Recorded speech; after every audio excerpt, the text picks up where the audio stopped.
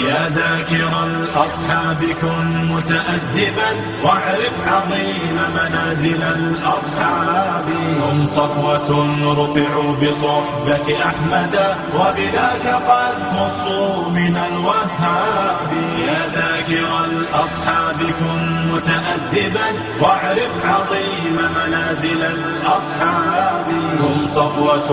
رفعوا بصحبة أحمد وبذاك قد خصوا من الوهاب. هم ناصروا المختار في تبليغه فجزاهم الرحمن. بسم الله، الحمد لله وكفى، والصلاة والسلام على من لا نبي بعده، وأشهد أن لا إله إلا الله وحده لا شريك له، وأشهد أن محمدا عبده ورسوله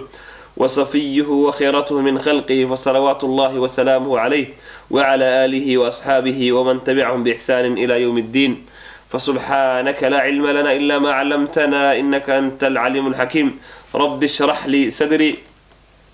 ويسر لي أمري واحلل عقدة من لساني يفقه قولي. السلام عليكم ورحمة الله وبركاته. walaalayaal kusoo dhawaada barnaamijkii aan soo wadnay ee maaragtay aan uga sheekoonaynay ama aan kaga hadlaynay asxaabtii nabi maxamed calayhi salaatu wasalaam wa ridwaanullahi calayhim. biidni illaahi subxaanahu wa tacaala maanta waxaan ka hadli doonaa saxaabi la maaragtay ku magac baxay ama naanaysiisa usoo horumartay ee la yidhaahdo abu ayuub al-ansaari. abu ayuub al-ansaari magaciisa caadiga waxaa la yidhaahdaa khaalid bin zayd. waa nin reer najaar ah. saxaabigan jaliilka ah waa maaragtay markii loo abtirinayo khaalid bin zayd bin kulayb oo min bani najaar weeyaan. nasabiyadiisana waa nin kasoo jeeda reer najaar oo nabi maxamed calayhi salaatu wasalaam waxaa la awowayaashiisa asal ayuu asal ahaan kasoo jeedaa. laakiin kunyo ama naanaysta uu ku caanbaxay saxaabigan jaliilka ah waxaa weeyaan abu ayuub al-ansaari, oo dadka intooda badan haddii haddi la yidhahdo khaalid bin zayd inay aada dhegtaada ay horey ka qabsato ama qof ay taqaana kulama noqonayso. laakiin haddii la yidhahdo abu ayuub al-ansaari qof walba wuxuu le maasha allah waa saxaabiga caanka ahaa. jeer xitaa uu yidhi mu'alifka kitaabka qoray warma naga mid baa qof aan aqoonin abu ayuub al-ansaari. maxaa uu saa ka wadaa? abu ayuub al-ansaari wuxuu ahaa asxaabtii nabi maxamed calayhi salaatu wasalaam kuwa ay soo horumartay taariikhooda in la wariyo. maxaa yeelay qiso dib aan gudaha ugu tegi doono oo waxaa jirtay magaalada madiina ka dhacday oo asaga uu maaragtay ku guulaystay inuu markaas noqdo qofku nabi maxamed calayhi salaatu wasalaam maaragtay uu maaragtay ku degay. marka saxaabigan jaliilka walaalayaal taariikhda waxaa la yidhi aad bay u xustaa taariikh badan oo dadka malaayiin alcarabti markaa joogtay ilaahay subxaana wa tacaala fursadu asaga siiyey maysan helin. saxaabigan jaliilka ah waxaa sharaf iyo makaano ugu filan inuu nabi maxamed calayhi salaatu wasalaam yidhaahdo abu ayuubo gurigaaga waxaan u isticmaalaa ama u tasarufa kalsoonida aan kugu qaba daraaddeed sida aan gurigayga maarata u isticmaalo. oo waxaa la sheegaa abu ayuub al-ansaari saxaabigan jaliilka walaalayaal in nabi maxamed calayhi salaatu wasalaam maalin walbo dhalato inuu nabi maxamed u dhigi jiray cunto gurigiis oo kaydeh. hadduu nabiga yimaado calayhi salaatu wasalaam cuntadii uu cuni jiray. hadduu xitaa maqan yahay wuu usii dhigi jiray ilaa markuu habeenkii la gaaro uu yidhahdo nabiga saacadahana ma soo socdee carruurtaada siiso intii maarata cuntada halaabi lahayd halkaasuu gaare. kuma xirnayn nabiga berri maanta shaxaluu imaan waayo caawa maaragtay amuu imaan waayo maya. mar walbo kulla yawmin oo dhalato ilaahay subxaana wa tacaala u maaratay maalinkaas soo saaray asagana wuxuu u diyaarin jiray cunto. waxaad dareemaysaa marka jacaylka iyo maxabada iyo mawadada uu nabiga calayhi salaatu wasalaam ninkaa u weynaa. waxa asaga naftigiisa dhihi jiray allah yaa iga daris wanaagsan, allah yaa iga daris wanaagsan. maxaa yeelay dariskayga iyo qofka jiraanka i ah waa nabi maxamed calayhi salaatu wasalaam. saxaabigan jaliilka ah shawq qofka uu qabo xabiibkiisa ilaa xabiibi u qaado ayuu nabi maxamed calayhi salaatu wasalaam u qaaday. marka asxaabta nabigana aad bay wada jeclaan, keligii ma ahayn bal wallahi asxaabta nabiga aad bay dhammaantood nabiga u jeclaayeen. jeer waxay gaareen axad min asaxaaba uu yidhi yaa rasuul allah waan ku jeclahay, wallahi waan ku jeclahay oo waan ku jeclahay oo marka aan kaa tago gurigayga tago waan kusoo xasuustaa oo maskaxdayda kama marnid. mar walba maskaxda usoo dhacdaa, laakiin waxaan ka baqayaa maalinta qiyaamaha oo ilaahay uu yidhi yawma yafiru lmaru min akhiih wa ummihi wa abiih wa saaxibatihi wa baniih likulli imri'in minhum yowmaidin sha'nun yughniih. maalin la kala baxsanayo xaaskii iyo carruurtaad kala cararaysaan maalinkaas xagee ka helayaa buu yidhi. nabiga wuxuu yidhi waxaad iga heli doontaa xawdkaad iga helaysaa ama buundada salaadka laga helaysaa iyo meesha miisaanka saasay marka ugu weyn oo qalbigooda ugu weynaa inay nabiga calayhi salaatu wasalaam ay arkaan jeer xataa ay ka walwalayaan haddii maanta la kala faaruqo xaggee la iska heli doonaa walaalayaal nabi maxamed calayhi salaatu wasalaam markii uu kasoo baxay magaaladii maka almukarama uu kasoo hijrooday oo ilaahay faray inuu meesha ka baxo oo maaragtay uu ku dadaalo inuu soo aado halkaas iyo magaaladii ahayd madiina almunawara reer madiina ansaar magac bay qaateen ansaar asxaabtii labaa loo kala qaaday dadkii quraysh ee markaa kasoo baxay magaalada maka almukarama waxay qaateen magaca muhaajiriin ukhrijuu min diyaarihim ayagoo maaragtay guryahooda laga soo saaray liajli illaahi subxana wa tacala loo saaray dad marka waxaa jira soo dhaweeyey oo lagu magacaabo ansaar ilahinu ansaar ku magacaabo fi lqur'aan alkariim marka ree ansaar nabi maxamed calayhi salaatu wasalaam way u nusreeyeen maalkoodii waa ugu nusreeyeen naftoodii waa ugu nusreeyeen bal waxay isku dayeen inay gaarsiiyaan iimaankooda meeshuu gaaray inay asxaabta nabiga maxamed calayhi salaatu wasalaam ay ku dhahaan ninkii 2 xaas qabay ama ninkii 3 qabay uu yiraahdo midda ugu qurux badan ka dooro xaaskayga midaasan ku furaya jeer waxay gaareen ay asxaabta nabi maxamed calayhi salaatu ku yiraahdaan walaalo haddaba maanta waxbaan haysanin guriga cuntada taallo inoo kala barna adiga guriga lagu kariyo barna kuwaan dhalay maarta loo kariyo ilaahay subxaanahu wa tacaalana uu qur-aan uu ku ammaanayo ay heleen marka ansaar asal ahaan waa magac uu nabiga uu bixiyay ilaahina u dooray laakiin magacooda saxda caliada waxay ahaayeen dad aws wal khasraj dadkaas ahaayeen dadkaas marka waxay ahaayeen kuwa kalena asxaabta nabi maxamed calayhi salaatu wasalaam marka asxaabta asaas u mugaweyn ayaa markuu nabiga magaaladooda soo galay ee uu madiina yimid calayhi salaatu wasalaam waa laga hortagay bannaankii anas ibnu malik رضي الله تعالى عنه وحكشكنا حولي كل يوم مال والبعد لته بناك تورنين سأسود وين النبي عليه الصلاة والسلام لكن بفضل الله برحمته مالك وصوق لي أضاءت كل شيء وحو البانو إفي مالك والنبي محمد عليه الصلاة والسلام كان غاغين حولها مقدم النبي لو مركو النبي السوق جاري قبا أو هيدي من ضواحي المدينة دولات كمجال المدينة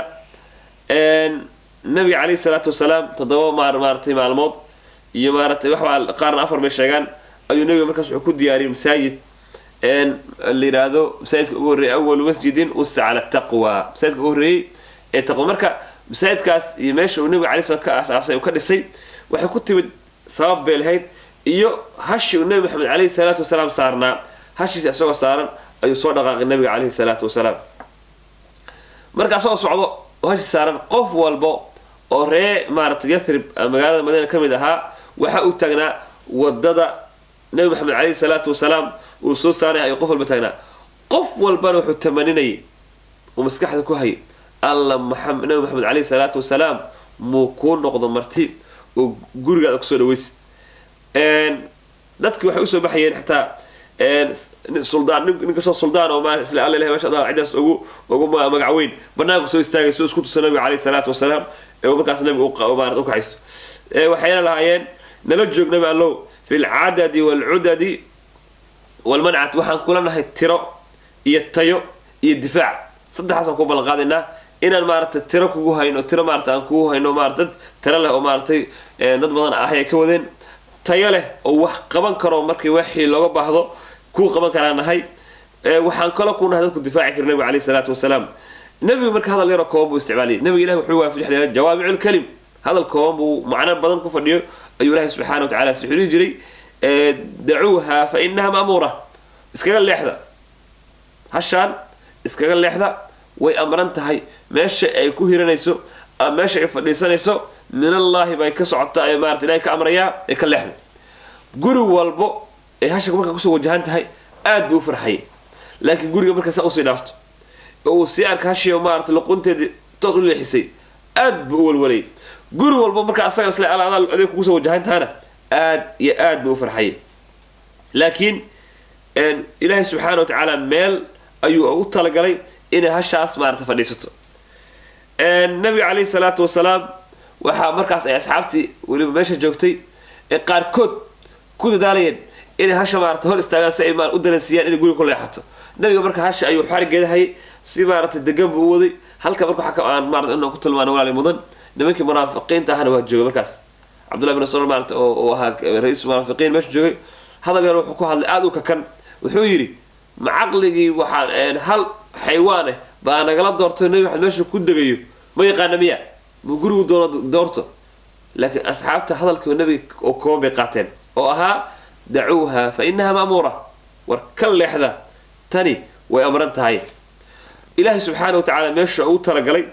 hashii waxay socotaba meel bannaan ah oo saaxadii maaragtay gurigii Abu Ayyub al-Ansari banaankiisii hal mar hab ku tiri oo maaragtay fadhiisatay saa ay weliba tahay nabiga calayhi salaatu wasalaam wuxuu u dabciyey xarigeedii u dabciyey markuu xarig u yara dabciyey haddana way booday haddana nabiga calayhi salaam xariga u yara dabciyey isla markiina meeshii bannaankii gurigiisa hortiisa ayay hab ku tiri qof walbana wuxuu lahaa war ninka saa u nasiibka badan ee maanta ay gurigiisa hashaas ku maaragtay hiran doonto ama ay degi doonto waatee laakiin ilaahay subxaana wa tacaala qof walba qalbigiisa ogyahay iyo soo dhaweyntu nabigu samayn karo ilaahayna ummadda asaa kala jecel ilaahay subxaana wa tacaala qofkuu khayr la damcana dee cid ka celin karta ma leh saxaabiga marka ku guulaystay nasiibka u yeeshay in nabi maxamed calayhi salaatu wasalaam hashaas maaragtay uu watay inay gurigiis soo istaagto wuxuu noqday Abu Ayyub al-Ansari Khalid bin Zayd waxaan leeyahay Khalid bin Zayd ama Abu Ayyub al-Ansari markiiba wuxuu u degdegay ama uu cararay inuu soo daldalo alaabtii nabi maxamed calayhi salaatu wasalaam waxaad moodaa baa layidhi wakaannamaa yaxmilu kunuuza addunya kullaha waxaad moodaa inuu kenziyaal ama kaydadka adduunyadoo dhan gacanta loo geliyey farxadda iyo raynraynta iyo bashbashta iyo barwaaqada ka muuqatay si uu faraxsan yahay markaasuu nabigu hor cararaya soo alaabtii wado markaasuu ilaa gurigiis usoo galay Abu Ayyub al-Ansari saxaabiga jaliilka ah markii uu guriga ilinka soo istaagay ayuu alaabta dhigtay marka saxaabigan Abu Ayyub al-Ansari gurigiisa wuxuu ka koobnaa qayb sare iyo qayb hoose qaybta sare ayuu la jeclaystay inuu nabi maxamed calayhi salaatu wasalaam uu dejiyo maxaa yeelay nabiga calayhi salaatu wasalaam aad qof u qiimo badan wey waa qof sharaf leh waxa uu istusay inuusan nabiga maaragtay uusan seexan hoos asagana uu kor seexdo laakiin nabiga calayhi salaatu wasalaam wuxuu doortay ee uu dalbaday in alaabtiisa hoos loo dejiyo uu kor iyo qaybta sare aanan marnaba loo qaadin laakiin Abu Ayyub al-Ansari way la maaragtay qaabdarnaatay ama la adkaatay nabigu caawa marti u ah inuu dood geliyo ee uu yidhaahdo rasuulka ilaahayow maye halkaas seexo sabca wadaaca buu yidhi haye nabi allow meeshaa doonta seexo guriga hoosaan loo firaashay loo habeeyey nabiga calayhi salaatu wasalaam marka nabiga calayhi salaatu wasalaam markii guriga hoose loo firaashay oo loo hagaajiyey Abu Ayyubna kor buu markaas seexday xaaskiisii buu la hadlay wuxuu ku yidhi wayxaki hoogto maxaan samaynay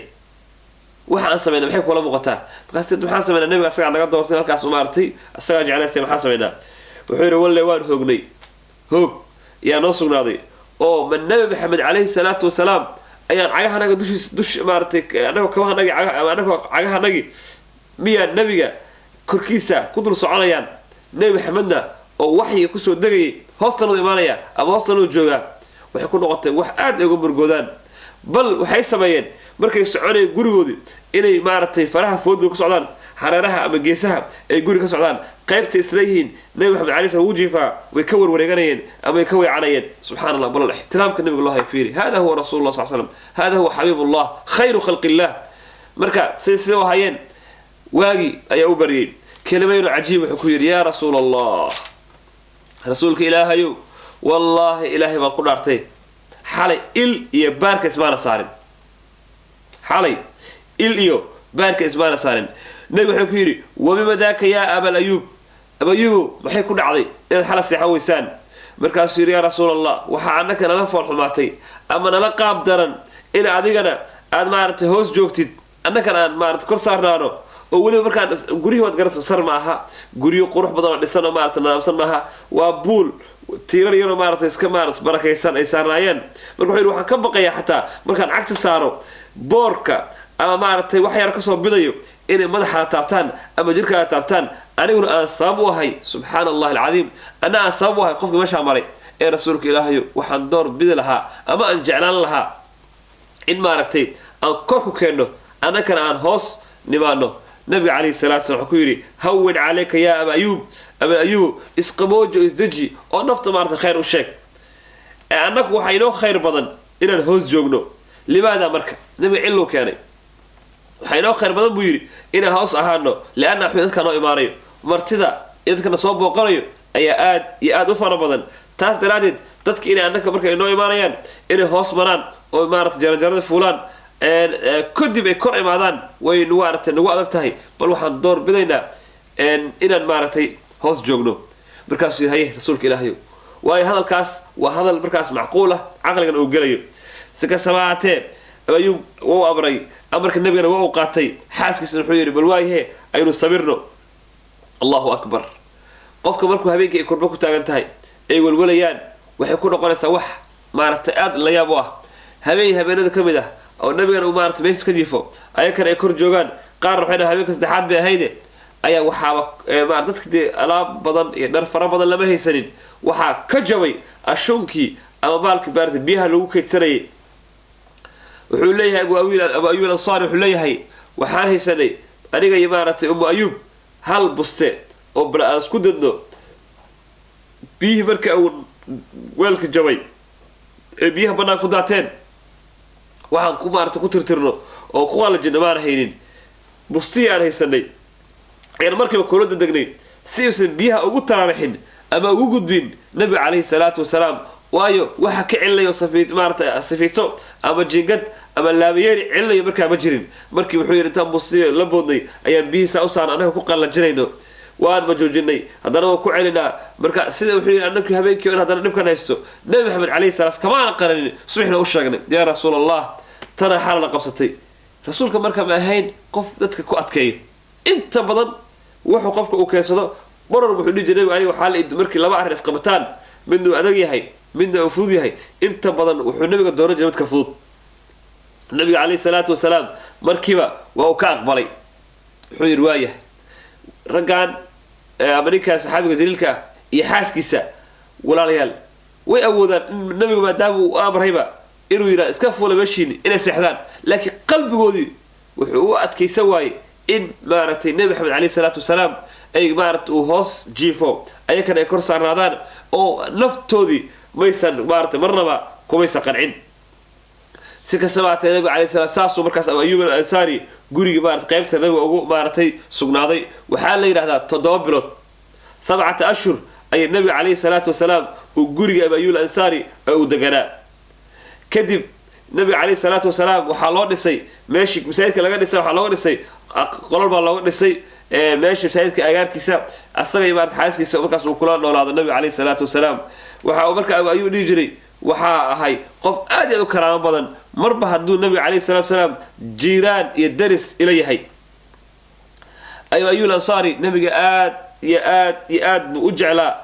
jeer xataa uu naftiisa nabiga ereygaan haddaytaan ku bilan ayuu lahaa abu ayuubow gurigaaga waxaan u isticmaalaa sida gurigayga oo kale oo haddaan guriga wax ka waayo kaaga usoo tilaabaa anoona maaragtay isleh abu ayuub wixiisa waxaada saasuu marka kalsoonidaas buuxdo ayuu nabi maxamed calayhi salaatu wasalaam ku qabay abu ayuub al-ansaari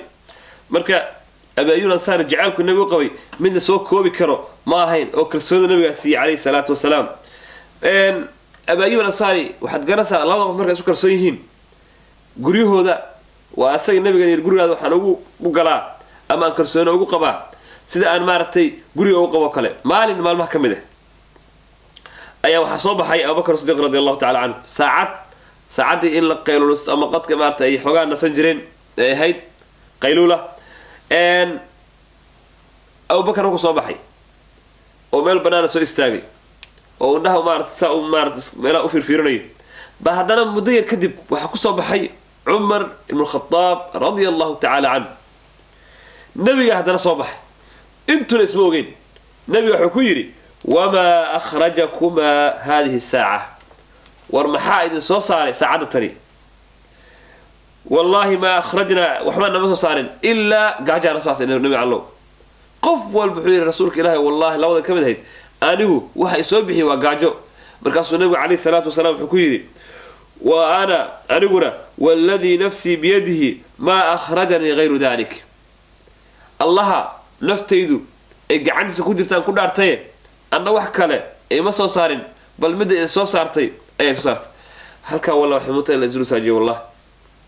النبي محمد عليه الصلاة والسلام أو خير خلق الله ummadatan adduunka ilaah uu keeno dhan iyo rasuushoodii ambiyada iswadato dhan qofka ugu khayr badnaa ayaa waxaa soo saartay baahi gurigiis ka saartay nabi maxamed calayhi salaatu salaam marka laga yimaado dadka ugu fadli badnaa oo fadliga mansilada ugu hore saarnaa waa abubakar iyo cumar haddana ridwaanullaahi calayhim haddana waxay leeyihin waxaana soo saartay gaajo maantana annaka walaal tallaajadii ama firijeerkii saasuu cub noogu yahay noogu buuxaa wa alxamdulilah calaa nicamillah wa nicamka ilaahay laakiin waxaa dhici karayso inaan ilaahay annaka ma ilahayna jecel yahay maya ma ilaahay ayakoo naga jecel yahay wallahi waa xasha wakalla bal fa kullamaa dadka adduunyada loo fidiyo imtixaankeeda iyo maarata balaayada kama marno axad min asaxaaba subxana allahi alcadiim ba waxaa la yidhahdaa waxaa loo keenay asagoo maanta dhan sonnaa ba waxaa loo keenay afur marka afurka kale nooca loo keenay habaysan bishii ramadaan oo ku jirnaaye afur kale qurux badan oo marba qayb iyo qayb loo keenay markaasuu iska ooyey markuu timirta laba xaba cunay oohin buu ka qaaday cunta inuu iska fogay ma cunayo yidhi markaas xaasis waxay ku tiri limaad maxaa kugu dhacay maanta dhan baad sonnayd calooshu waa maran tahay maxaa u diidaysaa inaa cuntid wuxuu yidhi wallaahi ilaahay baan ku dhaartay adduunyo haddii wax taraysuu yidhi raggii adduunyada magac ku lahaa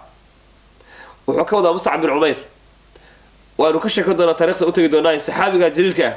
oo gabdhaha qureysheed iyo reer quraysh ay leeyihiin hadduu meeshaas maro muscab bin cumayr waynu garanaya inuu qofkaas yahay muscab maxaa yeelay baraafuunka iyo uduga kasoo kabkamayo ayaa lagu garan jiray inuu qofka meesha maray uu yahay muscab haddana wamaca daalika saa oy jirto waxa uu yidhi saxaabiga jaliilka ah maalinkaan aasaynay maalinka uu dhintay maalinka uu geeriyooday allahu akbar waxaan weynay markaan madaxiisa saarno marada waxaa muuqanaysay qaybta dambe ama lugihiisaa muuqanayeen markaan lugaha asturnana waxaa muuqanaysay madaxiisa markaasuu nabi maxamed iska ilmay wuxuu yidhi ninka kale waad garanaysaa wuxuu ahaa weli waxaa la wejigiisi baa isbedelay hada saxaabi aljaliil waa uu jilif baa fuushay oo qolfaa fuulay oo dharkii udgoonka badnaa oo quruxdu qalan jiray waxay isku bedeleen inuu dhar dhammaada qaato liajli diin illahi subxana wa tacala u qaato nabiga marka dambe wuxuu amray in madaxa horena maarata loo saaro marada lugaha dambana caws intii lasoo qaado korka laga saaro halkaas ahay wala dadkii nabiga calayhi salaatu wasalaam maalin maalmaha ka mid ah asagoo geed harkiisa hajiifo oo saaska adduunyada saa wuxuu lahaa nabiga calayhi salaatu wasalaam addunya maali wali dunya aniga adduunya maxaana kala gala asagoo geed harkiisa jiifo ba waxaa qabtay wixii ku jiifay ama dirintii ama maradii uu ku jiifay ayaa maarata ciidda dhagax kaga soo baxay cumar baa u yimid yaa rasuul allah boqorada maaratay kisra iyo maaratay qaysar iyo waxaasoo dhan waxay ku jiifa waxay ku degegsan yihiin firaashay waaweyn iyo wax aad waaweyn ee rasuulka ilaahay aynu kuu dhigno waxaas adaana ka martabad fiican kana sare nimankaas nabi wuxuu yidhi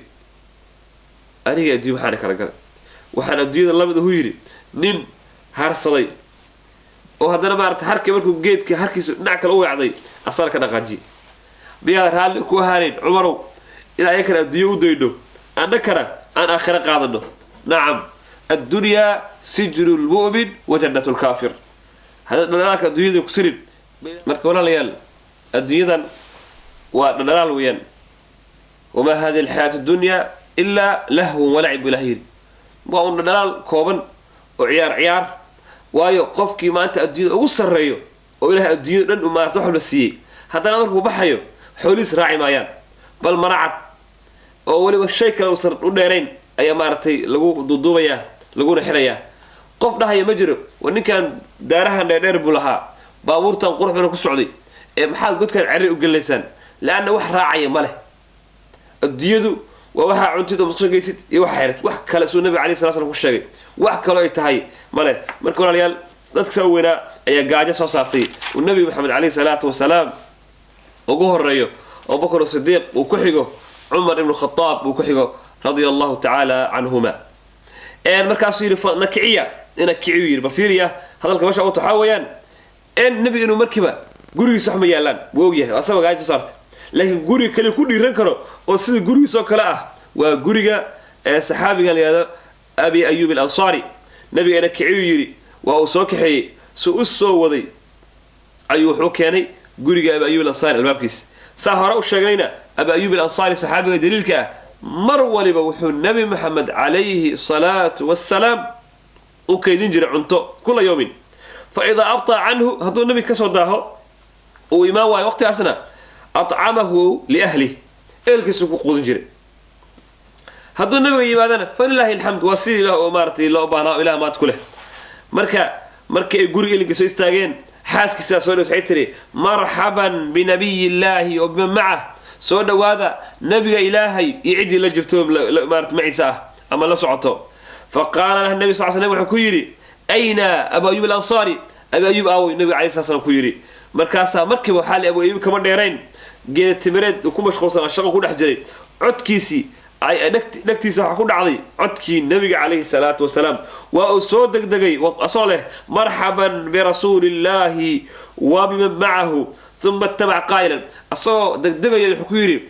سودا وهذا نبي محمد إمارة لجنة كيسا أصود هذا الكلام حكود الصالح نبي إله يو كاغمان برانين وقت كانوا كنا إبادين إماتة محا عصبوير نبي حوير نعم صدقت رمبات شكت وقت كانوا كنا ما يباجرين مركب أنت سيري هذا الكلام اسمه إسلام مركبة أما يوم حودك دقي إنه جت بلدكي وقولوا يسكوا حين دعمنا إنه مركبة لان صاجر كف صوصي لان تاسو ولي مركز ككوبلت تمر عادية أو ديارة iyo timir qoyan rutaba iyo timir markaas maartay arduna oo markaas koreys maartay marka soo bixisaan ka wada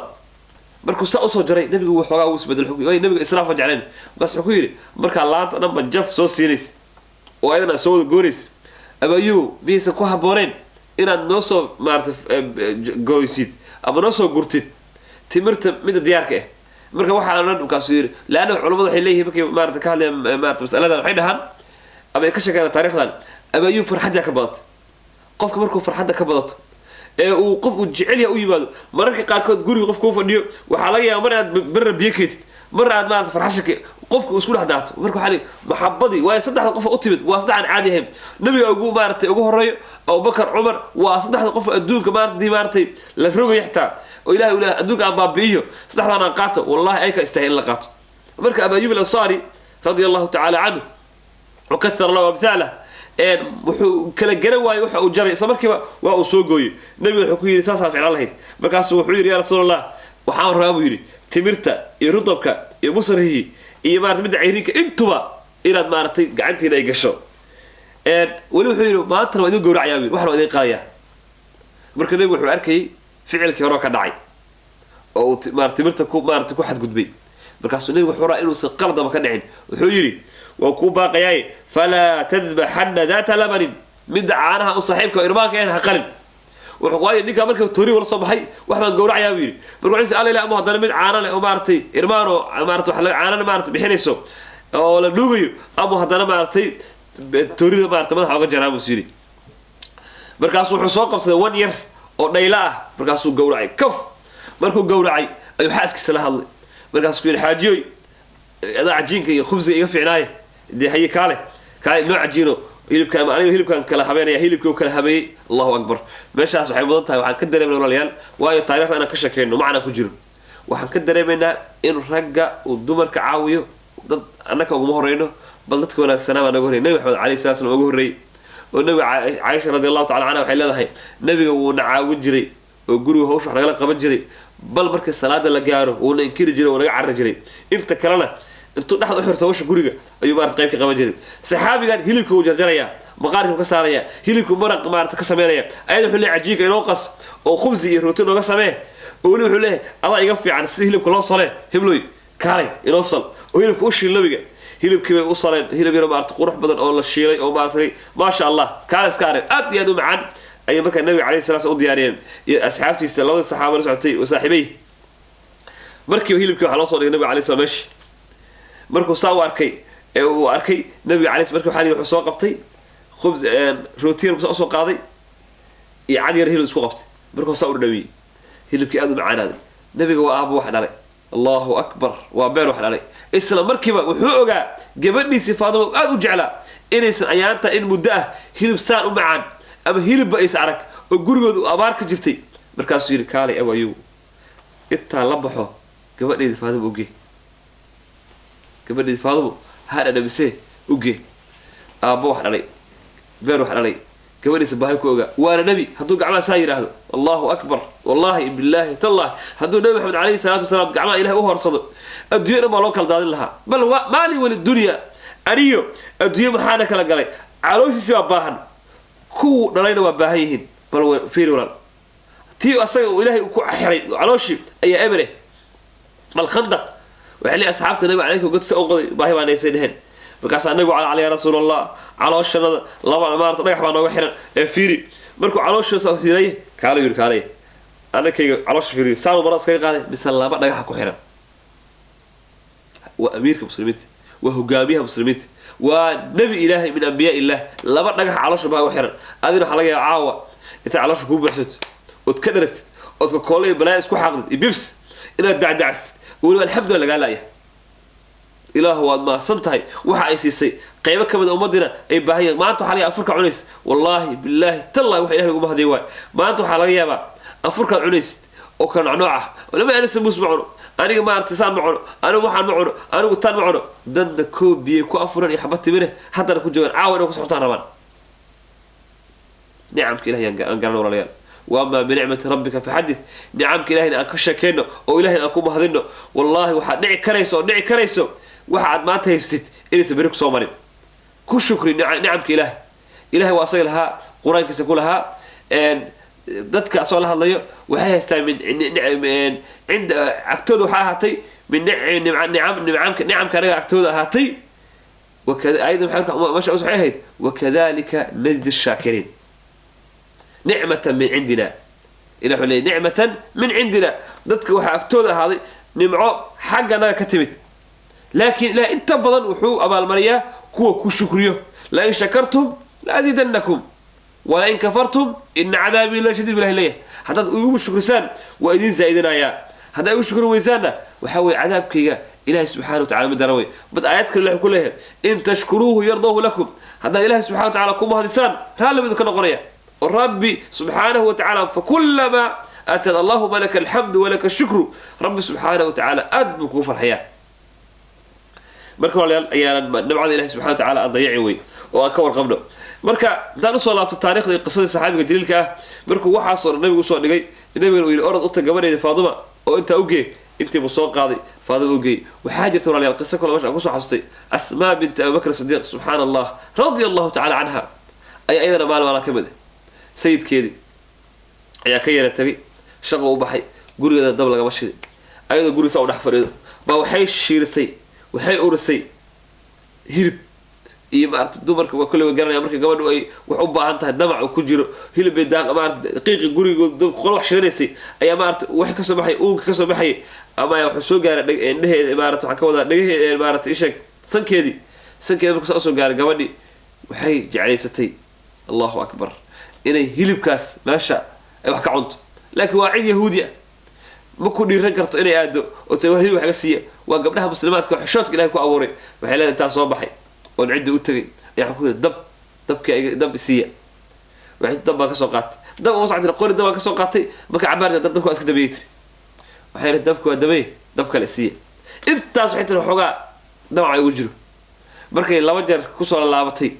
ayaa ninkii yahuudiga guriga yimid ka soo ku yiri maanta hilibka adoo hagaajisa ka waran بس واكنا لكن قبل يرى ما أرتكوا المسلمين تها قبل ود كمده أيام ما تطبي ويجتوا كواس على ناطبت بكاس يري حكوتي ما دام مكسس كاستر ما يم حاول سنة هو حنبي وينسر حوي ويهودي إله وقلبي سلك وط حوي والله إلى العلو العطلان إلا تقول حلوقي وحنا أنا أسكف يقولي أسكف قصتي بس نينكي حاسكي أيضا وضه هيلب كأي شيشان أي كانت ويهودي وحوكيني عنده وقبل يا مرك وقبل ودل أبو بكر الصديق رضي الله تعالى عنه مركي النبي محمد لغي ومدى قفك وفد بدوا تذكر تسأله وريال مركا إخوتي في الله وإخوتي في العقيدة النبي عليه الصلاة والسلام مركي هلب كساني وحلوه لغي مركا صحيري خبز وهلب ما وحير ومارت وروني أما وروتي هلب التمر ولي بدي مارتي صوب إسلاميسي تمتي رطب كاهيد انتوا وعنا نبيا مركو سايري ودمعت عيناه النبي عليه مركبة اللي باكسدات مركز عير إلهي ما كنا ارتي والاسودين تسألون عنه يوم القيامة مالت قيامها والاسودين يا قف والبان ولا ودين نعمك إلهي سبحانه وتعالى الله قلي بركاسو النبي عليه الصلاة والسلام وحكي لنجست وأنا درجتين لها الحمد لله الذي هو أشبعنا وأنعم علينا فأفضل إيكسو علماء إلى ما الدعاء النبي قد تن أصحابته مبارك إلهكم هذه لكن غفركم مباركتين وتدعونه الحمد لله الذي أطعمنا وسقانا وجعلنا صادقين يا بارك الدعاء ولا آخرين إله ولا قوم هذين النبي الإسلام مركب الحجري قولي عنتنا لقوا على القوم ده مركب إلى كعية على شو أنا سماها بسم الله على بركة الله أصحاب النبي عليه الصلاة والسلام مركب ماشي مكان غاقين وحيقولوا هذي سوق الأذان النبي مركب كلمة أيوكيرة أو أيوب الأنصار حكيري أبو أيوب بري سوق عيكين النبي وحوها باليري قف أبالك ابن آذن قرته وليس هذا واحد يرقف وقبته نبي وحو يجري جزاك الله خير بلح اسكو يجري نبي عليه الصلاة والسلام إنه قف كاس أبالك سجده وصنقر قف أنا أبدا أبالك كذا أنا قرن مركو نبي كوي عليه الصلاة والسلام بري سوق كان كوبا هذا هاي وحالي أبا أيوب نفسه كمان عين لماذا أبا أيوب حالي شعور توقع استهيو شعور تيسا الدرجة وصل ريا وأنا كان مركنا مارت اللي هو باقي ليه ورميدا عسكير عنها ومرة تمرت اسكير عليها مارت هو جرب أبا أيوب مركنا نبي سحقا وكيرا بحصل هالك النبي لكن عمر الخطاب حكيري أبا أيوب نبي حكيري بري سكاي كيرا صارنا بري إيوه بري بركاس حيري فقال أبا أيوب حيري سمعا وطاعا لرسول الله رسولك إلهي كما غلي أو كأجيبي ورب الله كباريا بركي واجب بري وصبح اللي قالي أيو النبي عليه الصلاة والسلام نبي بركي وحكو بارت وقبل الجذور وايو نبي كليه بركان مو صونوي أبا أيوب الأنصاري بل أصحاب تيسي رجعوا وجعلا أيو صونوي بركان نبي وحكيه لا بيرصروي وحكورجي قبل وليد اللي يراهدو أو بركاس نبي وخش قيليس وشقالو هيد أيو الجواد عن ما تحكي ده بيسحقوش قيس لكن حوير رئيس وقودة ضرب يا وير قبل ده يا الواحد قد وقبل ده هلو خير يبارتي الله نبريوي أبا أيوب حويلي رضي الله تعالى عنه وأن صباحي قولي ما نبت حاسك يا وكوير ده قبل أصل نبي رسوسي آد بي وقف فرحضي كلمة وحيتري الله أكبر كلمة عجيبة كهذا شو حيتري إلهي ما كون أرتي بحين قف واحد بحيه قفك أجود يخسر واحد بحلها أيك بحيت الجواد وكون بارتي كتري وحلا بحيرة وحلا بحيه أول سمع غيرته ما حيا لي قفك بحيه وحاول قف إلهي سبحانه وتعالى شرف يا كرامك ولوي قبلي ما دام مركح وحكيتري حاسك سحيتري نبي محمد ما دام كوتر دارمي إلى قبلنا وراجنه وبارت أن ونبرده ما حسبنا أو سيمن أوفينا في إمارة فعل كاس النبي عليه الصلاة والسلام أوفيا وفكري والله حكى لما أوده إلا إلى حرية قبلنا به إلا عن حرية قبلنا وين حرية هذا النبي عليه الصلاة والسلام وكيري قبلنا وكل دارمي قبلنا مدير للجوكتي وقبل وراكسن وحنا كنت دارمية إلى عاوسان شقق كلي هذا النمار كوقفسن بل ونبرسان بركو حين هذا الكلام ما دام وبنوي قبلنا وراك كل شيء قبلنا وحي بعد كده حربيته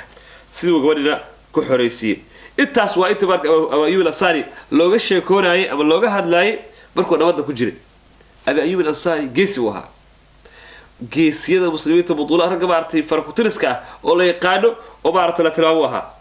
دولان النبي عليه الصلاة والسلام مالك وإلهي وإسلام كقاتي بجرين أما الدولان المسلمين تقالين أنتوا أصلا حسوسته أما أجي هاي تاريخ ذا وكباغنا حتى محل يراد سوقاري معاوية اسكدا يزيد بن معاوية سوقاري أو وحد قرر إنسان إنه لدوا للنبي عليه الصلاة والسلام ثم أبو بكر الصديق ثم عمر الخطاب ثم عثمان بن عفان كذب عالي معاوية إلا يزيد ويل كيسي وسوق أبوك إلى عبرنا إلى وسي حالي هذا عبر كيسي كل علماء سيد كشجان وسديته إلى 40 هذا كلمة حجري وإلا وقع سيري قسطنطينية وإسطنبول كنت على وش إسطنبول بقعس يبرك وراء هيدوي هلا وقع سيري وقتي يبرك معاوية ولا ليال معاوية رضي الله تعالى عنه شاب أيوه حكاها برساب لكن بركي وبرك علي بن أبي طالب رضي الله تعالى إلهي أوصلي نمكي عقوبة القوي عبارة صابته وهايين معاوية إسلامكي ملفي عمو قارسي هسا يشي xoogaa wax baa la sheegaa geli bayno markaas anaka magaas howshaas waxa weeye ilaahay dambigiisa dhaafaan leenahay waana qofkii ugu horreeyay Mucaawiya ee xukunka islaamka u gacan geliyay waxa uu dhalay qof u dhalay taariikh islaamka qofka kaga horreeyay nabiga calayhi salaatu markuu dhintay waxa uu tilmaamay Abu Bakr Siddiq ilo dhiibo saas ahayd Abu Bakr Siddiq wiilal علام أو مفتيين أو دين متبحرين أو بحر لا ساحل له وعبد الله بن عمر يجوي أو بكر كمان نيرين إنه هجان كمسلمين تأجل ويلشيس ويحكم عساكر ملاهين بل أبو بكر الصديق وكون يجي سعد ومع العد تقويري عمر يكويري نكاس الدنيا أنا أدوها كسعودة تي يقول عضي برا ما عندك تقول عض سيدي وقع عقلي عمر بن الخطاب رضي الله تعالى عنه أصغر وحاج جوي ويلكس جوي عبد الله أبو بكر وحاري ويلكس محمد جوي عبد الله رجع صلاة أتاجنا باش كم يسوي رجل علي بن أبي طالب شباب سيد الشباب نبارة رجي وها شباب أهل الجنة وقاك وهي وحسن حسين والنبي جعله هذه أدوين حتى حارش النبي عليه الصلاة والسلام جعله النبي كان يقولش جعله مال ولا كم ده هيكون أرض جوجا أو قروح بدن أو قبو نبي محمد ومنبر كسارية هي الله أكبر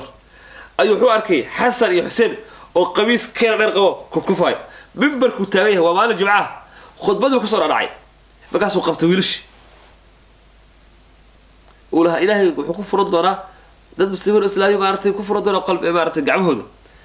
بركة ولا ريال هذا معاوية رضي الله تعالى عنه وحد مدة إنه بارك أسبارت كل هذي إنه وقع قليه إسلامك ويلكيس بصراحة ويلكيسنا إسلامك بيرفع أبو جارسي حاجة يروح على الشجاع محن هذا كفكتي دغفل مرة وقلدم يعني مركا صحابي قال لي راهدو أبو أيوب الأنصاري أو جوجو أي ركز بارتي أو ولي شدد أحوال هين مركا بارتي عكوضة يرى وأدو يرى يهدره جاك لو ديوي مركا ولا لبرو حتى لا أنا كمان حتى هاي هدو إله جاك وديو هدو إله جاك وديو وبدأ قفك الإسلام هاي وعاد سعودي بعشوا هذين وقت وريكتو وبدأ كرهيسة باش هذين وقت فمل وبدأ كجعل بس باش هذين وقت ياكو حيجو وبدو حاول سكة صورة استهي فربك وجدوي لكن صحابة رضي الله عليهم إله بدل بجود العافية بدأ أودنا وحكى الشجرة بل وحالنا رضي الله تعالى عنه قرآن قالوا شيء رضي الله تعالى عنه مركا تودد الآن بصريسان مركا أبو أيوب دولان مركا وقاله كي أودهم بي وحوها فرشدي قسطنطينية أو تركيا دي مجاعس ومجاع اسطنبول مركا لوجو مجاع عبد الجواد أنا ذا وقت أصلا حوها قضي الشيخة دقة والدقة دي سديتها كرناف حتى الحال هذا أيضا انفروا خفافا وثقالا مركات فوضيدين مركات عصليدين كع dadka markaas ay aad u qaato kamid aha oo maarta qalbigiisa ku anigu meel aan cudur daar ku haysto ma jiro ayuu dhijray duulaan hadii la sheegana uu ku diirsay uu maarta ku soo dadku waxay aad u jecel inuu ka qayb galo calankii marka rag wuxuu ahaa maarta calankii hayay maarta aad u ayid calankii uu waday wiilkii Yaziid ahaa radiyallahu ta'ala anhu markii macrakada qaraaraatay oo la isdhex galay oo muslimiinta laakiin wax mar wax la kiceen tii labaad ay wadaan يا حالي رادا صحابي كان جليل كأبي أيوب أدب مركب حنون داد منوها حنون باقبتي حنون كبا كفقاضي مركب حكو صلابتي يزيد بقاس حكو يري بكو علياه ومارتي ماشي دي بكو علياه ومارتي مركز كدعوة خيركم بكو لابا بكو علياه مركزو بنا بل بلوها يقاس يورتا كو يقول السلام بيري جيود عيدكم سلوتو إيقالتي سلامتان هاي waxaad ku tiradaabin hore u socda oo yalla gaban hore loo socdo cadow ilaahay waa jabi doonta insha Allah ta'ala aniga soo haruuyin hadalka xora marka inuu ka meesha uu ka bilahay cilmi ku cilay xora inuu marka dhiirigeliyo aniga soo saaraa ikheeya waxaad ugu aastaab yiri tahta aqdam inda aswar القسطنطينية oo Turkiga Istanbul igu aasa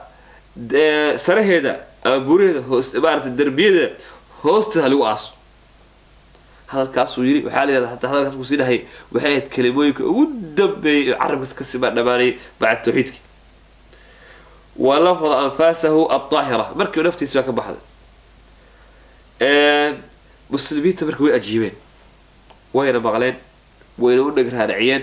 هذا الكي درداركي أبي أيوب الأنصاري وحي كل لابتين الدولان أذك ومارت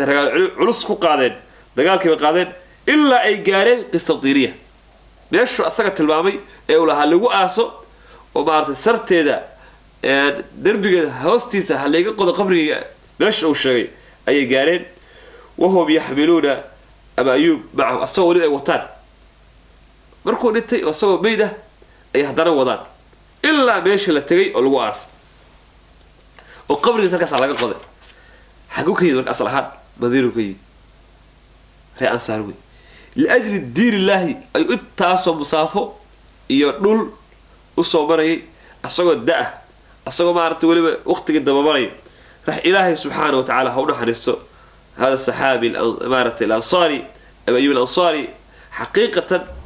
عزي وكل ولا مركو أدوك الجوي عزي له وكل تي مركي وأدوك دقاقي أصوغ نبي محمد هالي كي هيدا وجهي سوي كلا تغير ونبي قال هالي وكاها أصحابتي سنة أو بكر أو رجالة آد بيوصل وجرين مركو أنت سبحان كسو كومينا صحابي كان جليل كأه والتاريخ يسا حقيقة تتعاملي صحابي والوقت تتعاملي بحاجة ما صورنا بكر برنامج ككومن وعن أوتر كلينا التوش كوي فينه كده بنقفك أباهن إنه مارت تاريخ مارت السيرة أو سيرة الصحابة إنه سجار أو فيريو بإذن الله تعالى وحنجعل إن شاء الله تعالى الصحابي كيو أو نصحيه أما الصحابي حيوان إن شاء الله صار السيرة سكلا وتتعامل دونه وتلمام دونه سيفوي كي خيرك لكن قف والبو وحسوي دي مركب نجيس أصحاب النبي عليه الصلاة والسلام مركب وحالة نفتح الترايد معك يا جماعة هذا الصحابي شغله كله ديق سن ماذا سيد النبي عليه الصلاة والسلام إنه كيت حسبني يساس إنه علماء لو كرامات وقت النبي بيجوا عليه الصلاة والسلام بدأت كه العلم جاه إذا كمان إله يقولوا إلا سوينا ويستو كوا ماتوا حلاقيا بقى هدول اللي وحلبان أما وزير ومدوا يسوينا ويس لقيا وزير كاس أما حلبان كاسنا إنه تكريمه وذات كدين تكو حرنانا وحلاقيا إن أنا قيام الله بركة وصلى الله وسلم على نبينا محمد وعلى آله وصحبه وسلم وإنت كل بدون برنامج كلامه إلى هذا بركة والسلام عليكم ورحمة الله وبركاته. يا ذاكر الأصحاب كن متأدبا واعرف عظيم منازل الأصحاب هم صفوة رفعوا بصحبة أحمد وبذاك قد خصوا من الوهاب. يا ذاكر الأصحاب كن متأدبا واعرف عظيم منازل الأصحاب هم صفوة رفعوا بصحبة أحمد وبذاك قد خصوا من الوهاب.